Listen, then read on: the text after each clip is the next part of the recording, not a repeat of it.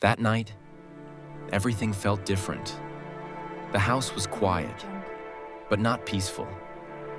It was the kind of silence that carries fear, the kind that keeps your heart awake. Mom had been shifted from the ICU to a special ward.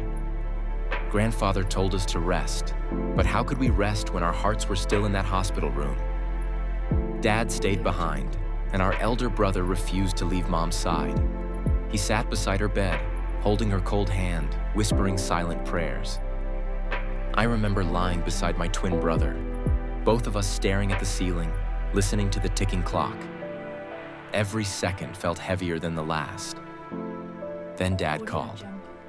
His voice was soft, but tired. He said, "Go home and rest for a while. Come to the hospital in the morning." So we left with Grandfather that night, trying to rest, but our hearts never truly left that hospital. As we left the hospital, something inside us felt wrong. We both stayed silent, our eyes still wet, our hearts still heavy.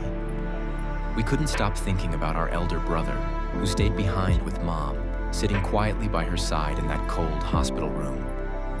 But as we stepped out, Mom's condition started to worsen.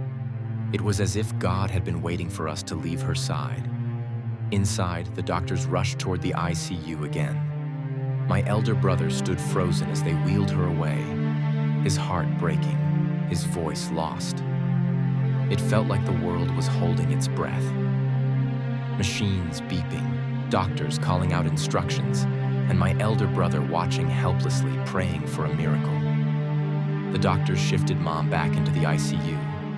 The red light above the door glowed faintly, a silent warning that life and death were now in the same room. Minutes passed. Then the doctors came out. Their faces said everything before their words did. They looked at Dad and quietly said, "We're sorry."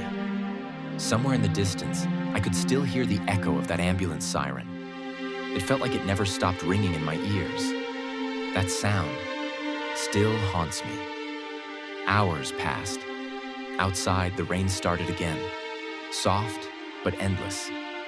And then, the phone rang. Grandfather picked it up. He didn't speak much, just listened in silence.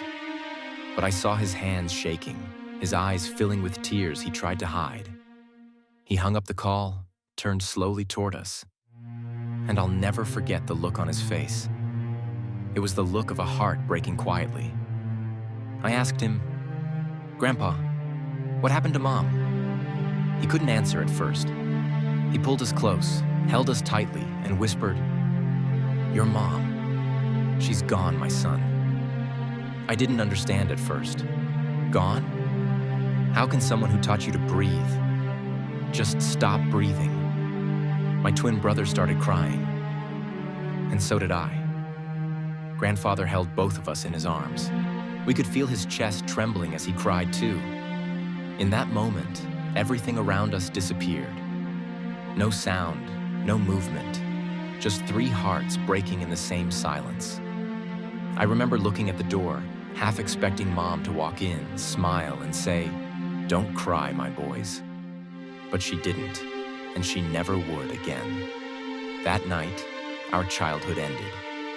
That night, the word home lost its meaning. Because when a mother leaves, she doesn't just take her presence. She takes the light, the warmth, the peace, and all that's left behind is silence.